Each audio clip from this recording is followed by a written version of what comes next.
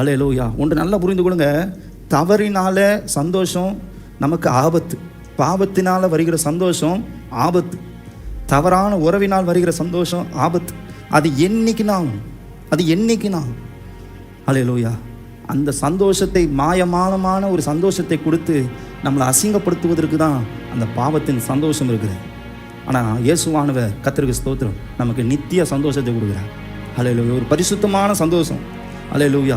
சுத்த இருதயம் உள்ளவர்களாக இஸ்ரவேலுக்கு அவர் நல்லவராக இருக்கிறார். நம்மளை கர்த்தர் சுத்திகரிக்கிறார். தேவன் நம்மளை பரிசுத்தப்படுத்துகிறார். அல்லேலூயா. தேவன் நம்மளை அல்லேலூயா தம்முடைய பிள்ளையாய் நம்மளை தெரிந்து கொண்டிருக்கிறார். அதான் இன்னைக்கு நம்ம வேதத்தில் பார்த்தோம். அல்லேலூயா. அவர் புழுதியிலிருந்தும் குப்பையிலிருந்தும் அல்லேலூயா நம்மை எடுக்கிறார். அல்லேலூயா. ஸ்தோத்திரம். இந்த புழுதியாகிய பாவமாகிய அந்த காரியத்தில் ஆமென் ஸ்தோத்திரம், குப்பையாகிய அடிமைத்தனத்திலிருந்து நம்மளை தூக்கி விடுகிறார்.